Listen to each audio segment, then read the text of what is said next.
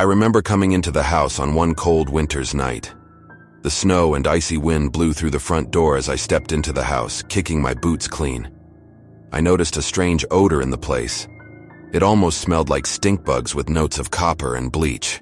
I hated the smell of stink bugs. "Hey, honey," I said. "Where are you?"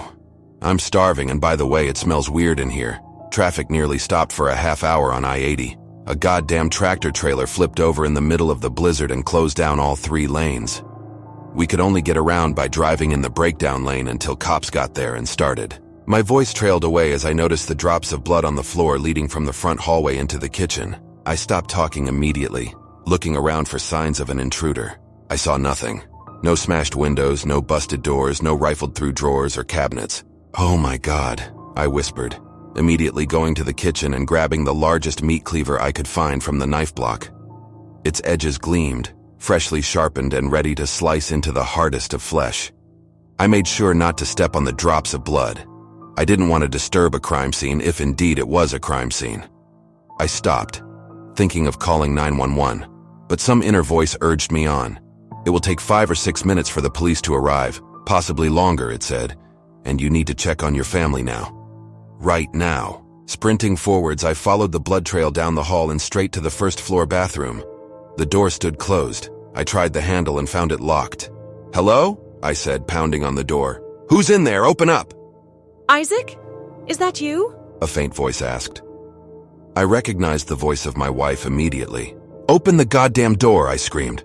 Rising waves of anxiety and adrenaline coursed through my body, and I immediately knew something was very wrong. I could hear it in the dead tone of my wife's voice, see it glistening on the floor in crimson droplets, feel it in the air like falling pressure before a thunderstorm. "Jenna, open the door." I heard some slight shuffling in the small bathroom, like someone dragging themselves across the floor. Then I heard a click. I opened the door and found a chamber of nightmares lying beyond the threshold. My only son floated face down in the bathtub. My wife sat back down on the edge of the tub, rocking back and forth, her eyes flat and dead. "Why?" I whispered, horrified. "Why would you do this?" "Don't you know?" she murmured in a croaking voice. "Do you really not know that our son is the Antichrist?" Maybe I did have suspicions that something wasn't quite right with Max. It was more than the dead animals I kept finding strewn around the yard and under the house. It was more than the way his eyes seemed to shine in the dark when I wished him good night. No, it was a feeling, a cold, empty feeling that seemed to follow him wherever he went. He had no friends at school, and animals avoided him like the plague. Dogs would start barking and howling when he walked down the street, and cats would hiss then disappear with a swish of their tail in a flash, behind bushes or up trees. These things on their own wouldn't be too much evidence of anything. But they were far from the only evidence that Max was unusual. A month ago, a couple boys had tried to bully Max at school.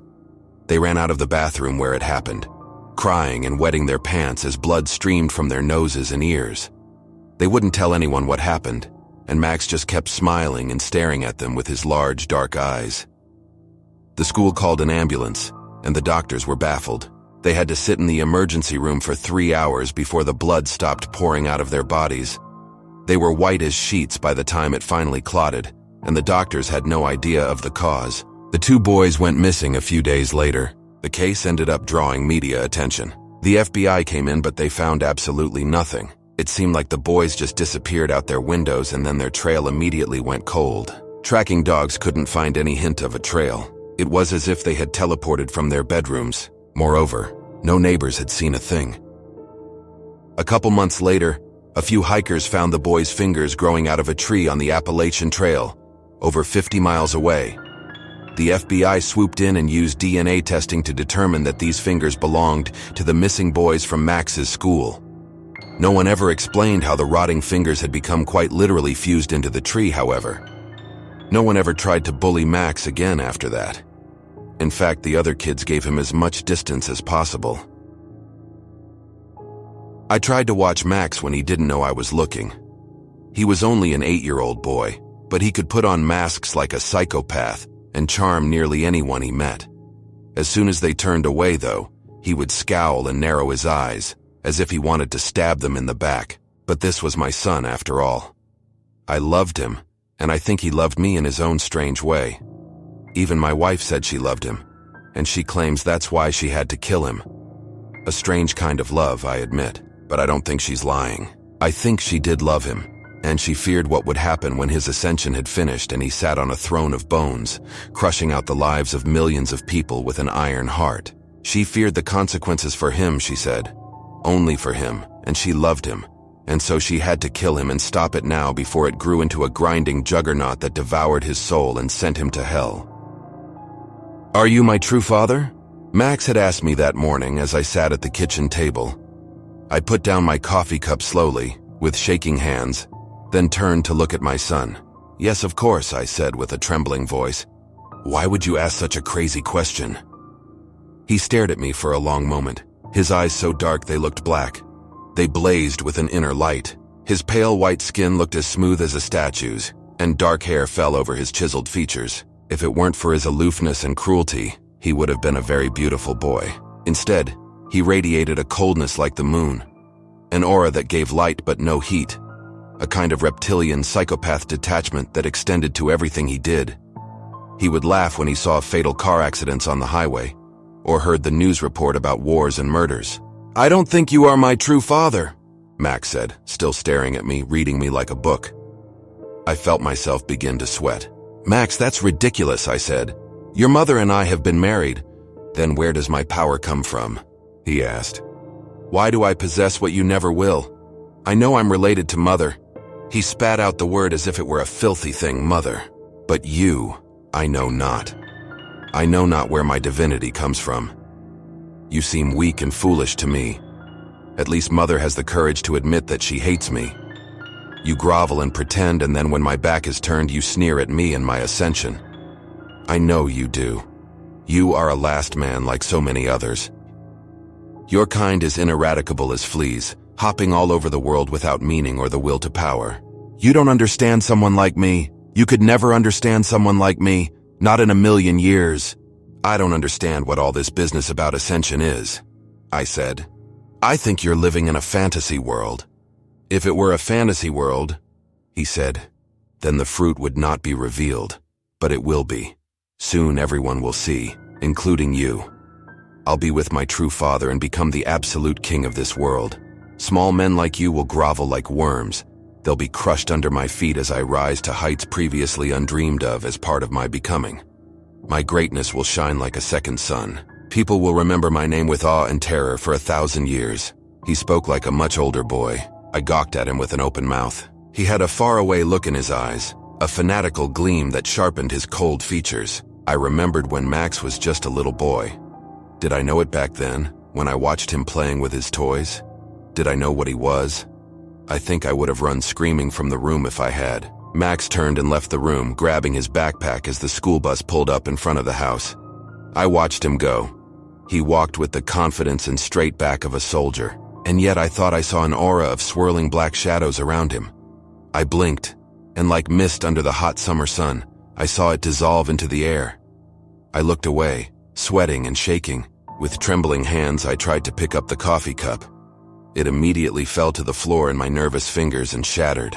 50 minutes later, I was working from home when the first of the ambulances and police cars raced by, heading to Max's school.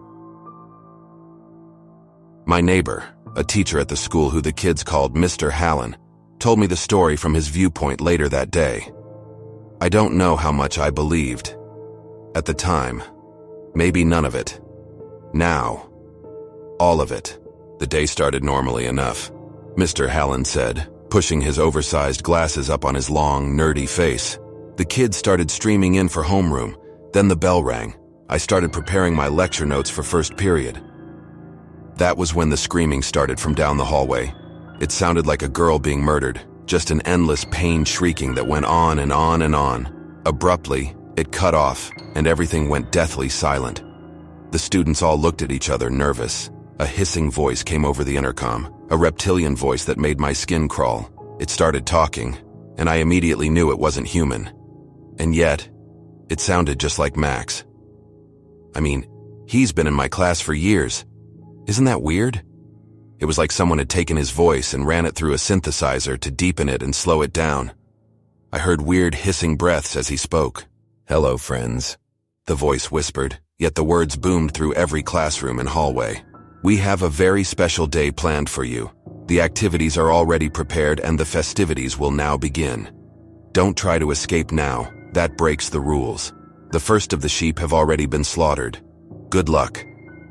I figured some hoodlum had snuck into the office and somehow used the intercom while the secretary was out getting a cup of coffee or using the bathroom. I put my hands up as the class began to chatter, trying to calm them down. Kids, I said. "It's clearly just a prank. Please calm down." Then the classroom door flew open and a girl came running inside. She was covered in blood from head to toe. She had deep slices across the back of her head, her forehead, her right cheek, and right arm. Large, fetid drops of blood fell behind her as she ran, as if leaving breadcrumbs to find her way back. The wounds on her body changed colors in front of our eyes, turning purple and then black. Necrotic tissue began to spread and die within moments. Black blood streamed from the wounds. Her mouth opened in a silent scream, but only a choked gasping came out. Something had infested the girl, I could see it. I quickly backed away, feeling like it was a dream. "Please, oh God, please help," she whispered, whimpering, her legs buckling. She fell to her knees. The kids in the classroom began to scream. "Please, someone help me." Her voice grew louder, her skin paler as the purplish, dying patches of tissue spread. She opened her mouth and began to vomit some foul, oily sludge. It hurts, she moaned, falling into the puddle of vomit. "Isn't someone going to help me?" I ran to her side. I didn't know this girl. She wasn't in any of my classes, you see, but I knew she needed medical attention immediately. "What happened?" I asked. "Who did this?" She got close to my ear and whispered. "There's things in the hallways that shouldn't exist," she said, still whimpering. She coughed up more blood and black fluid, rolling onto her back afterwards and breathing hard. Her eyelids fluttered and her skin went pale. I thought she was losing consciousness until her eyes rolled back in her head and she sat up grinning. Claws began to rip out of her fingers. Black tears streamed down her face and that dark sludge dripped from her mouth like diseased drops of saliva. Her body lengthened and her arms and legs broke and twisted. I could hear the bones snapping like tree branches during a winter storm. I watched the transformation in horror, backing away. The other kids were all screaming and streaming to the back of the classroom. The girl hissed as black veins appeared all around her face and neck. She rose and walked towards the scared kids in the back, her movements as smooth as a synchronized dancer's, jerky and twisted, nightmarish in their own way. But what came next was far worse. Her body grew taller, thinner and more emaciated as it stretched up to the ceiling, towering over every other kid in the class. She must have grown to at least 7 feet by that point. Her arms reached out, the bone-white claws sharpening as she struck out at the screaming row of children in front. I saw drops of blood splash against the back wall, and a couple boys stumbled forwards, their throats slashed wide open. Their panic-stricken faces grew pale and bloodless as they choked and tried to scream, but only bubbling gasps came out. I saw the window was open and I was on the first floor. I decided to run, to try to get help. I knew we needed policemen and medics at the scene, and I couldn't do anything to save the kids. Well, to be honest, I feel like shit about it, but I did run. As the screams followed me from the back of the classroom, I jumped right out the window and ran across the playground and scaled the fence. But as I went, I heard a strange, shrill laughter coming from the intercom. And you know what? I'm positive the voice sounded just like Max. Max came home early from school that day, grinning and laughing. He was in a fine mood. I don't know what happened after the teacher left, or how many people died in that building of horrors. But I know Max caused it all, the first prodding steps in the path of his ascension, the foundational layer to his throne of bones. Mr. Hallen had talked to Jenna early that morning, immediately after running home from that den of nightmares, and she had already put a plan into motion. When Max got home from school, she gave him a Gatorade with a large amount of fentanyl she had purchased from a random drug dealer in the inner city dissolved inside. She added some more sugar to mask any slight bitterness, and gave it to the grinning boy with large black pupils like smoldering coals. He drank it quickly, looking at her the whole time with his dilated eyes. He smiled and got up, but soon afterwards collapsed. Jenna found him unconscious in his bedroom and dragged him to the bathroom. She filled the tub and held Max underwater until the bubbles stopped. As my wife explained it all to me, a sense of loss and horror came over me. I didn't know if I missed Max or not. His swollen blue face showed without a doubt that he was dead. I took my wife outside and sat her down at the table, debating whether I should call the police. No one had ever told me what to do in this situation, and I felt like I was flying blind. I got up pacing.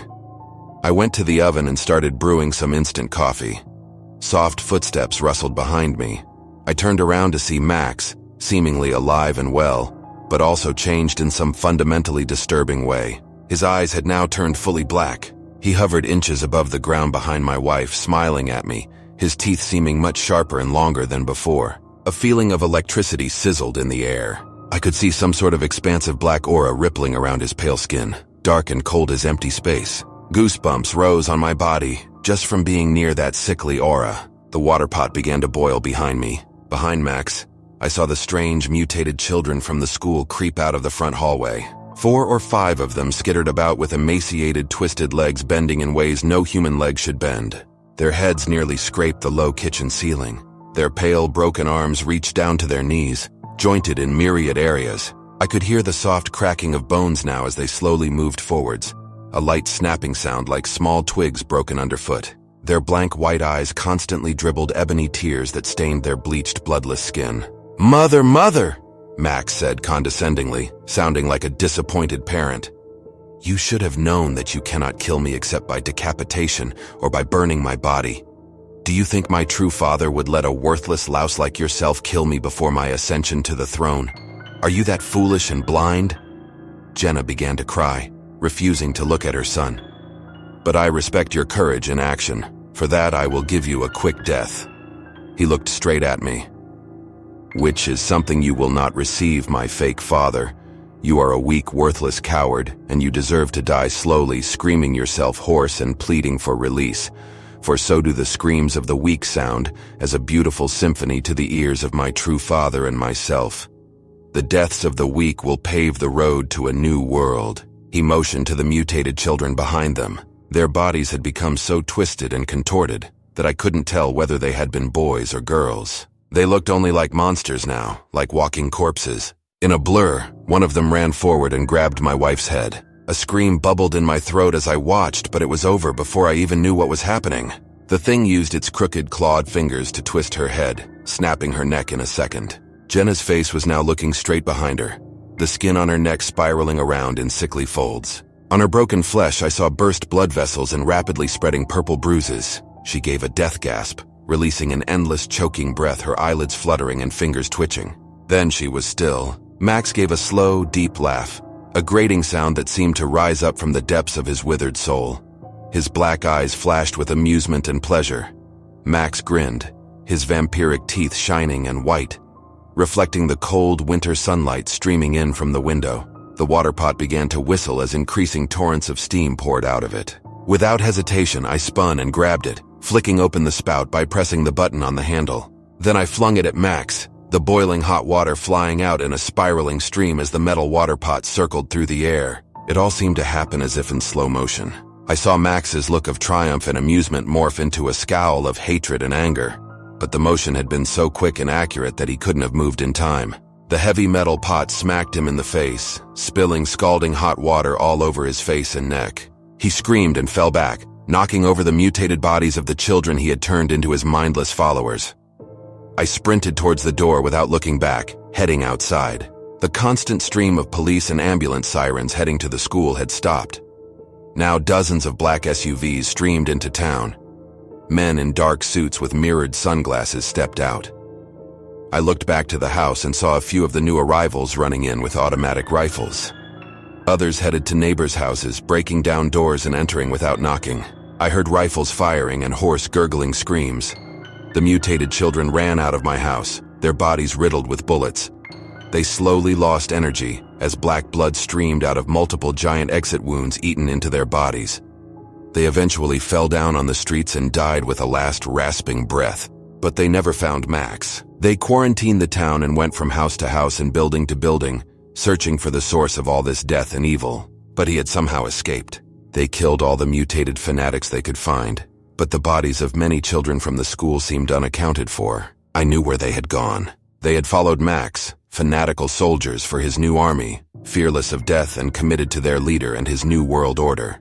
I don't know where Max went or where he'll show up next, but I know he is moving towards his ascension. And the next time I see him, he will arrive in power and glory and crush out the lives of millions of people under his feet.